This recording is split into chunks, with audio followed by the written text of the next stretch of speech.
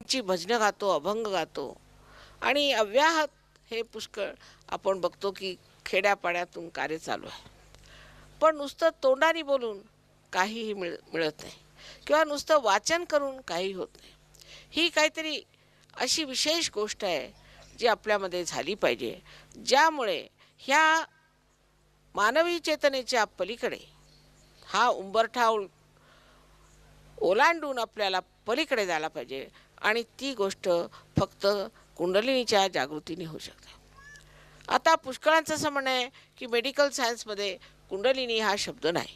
Medical सायन्समध्ये पुष्कळ शब्द नव्हते, ते आज आले आहेत आणि आता पुढे कुंडलिनी हा सुद्धा शब्द येईल आणि आपल्याला आश्चर्य वाटेल की दिल्लीला 3 डॉक्टर्सला MDची पदवी सहयोगात मिळाली आणि त्यांनी असे रोग, ज्याला आपण दमा म्हणतो किंवा ज्याला एपिलेप्सी म्हणतो, त्याच प्रकारे शारीरिक सुदृढता, ह्या 3 विषयावरती ह्या लोकांनी प्रबंध केले आणि त्यांना त्याच्यामध्ये MDची पदवी मिळाली. म्हणजे हे जे MDची पदवी मिळते त्याला परीक्षक जे असतात ते त्याच्याही उच्च प्रतीचे असले पाहिजेत आणि त्यांनी मेडिकलचं परिमाण धरूनच त्यांनी काही हवेत केलं नाही, मेडिकलच्या परिमाणाने सिद्ध केलं की कुंडलिनीचं जागरण जे आहे हे पॅरासिम्पॅथॅटिक नर्वस सिस्टम म्हणून जी आपल्या मध्य मार्गातली सुषुम्ना नाडीतली जी शक्ती आहे त्या शक्तीला आलोकित करते. तसेच इंग्लंडला सुद्धा आपल्याला आश्चर्य वाटेल की 60 डॉक्टर्स याच्यावर खूप काम करत आहेत आणि ज्या ज्या रोगांना ह्यांनी बरं वाटलं आहे ते त्यांनी सगळं नमूद करून ठेवलेलं आहे.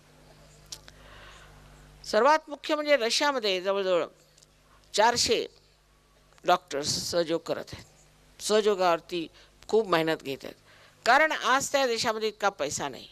तेव्हा ही इतकी सहज सुलभ प्रक्रिया आहे, त्याच्यामध्ये आपल्याला काही पैसे द्यायला नको, काही विशेष मेहनत करायला नको आणि सहजच कुंडलिनी जागृत झाल्यामुळे लोकांची प्रकृती ठीक होते. हे बघून त्या लोकांनी ह्याच्यावर फार लक्ष दिलेलं आहे आणि 3-4 ठिकाणी तर फार मोठमोठाले असे आरोग्य केंद्र त्यांनी काढलेले आहे. तसंच तिथले जे विज्ञानी होते, जे सायंटिस्ट होते, त्यांच्या असं लक्षात आलं की सायन्ससुद्धा एका सीमेलाच पोचू शकतो. त्यांनी लोकांना शांती, आनंद, प्रेम मिळालेलं नाही. ही फार एकांगी प्रवृत्ती आहे. सायन्समध्ये जेव्हा आपण वाढतो तेव्हा आपण एकांगी होत जातो. ह्याची त्यांना कल्पना आल्यामुळे असे 200 तिथे सायंटिस्ट आहेत ज्यांनी सहयोगावरती खूप मेहनत घेतलेली आहे. आपल्या देशाचा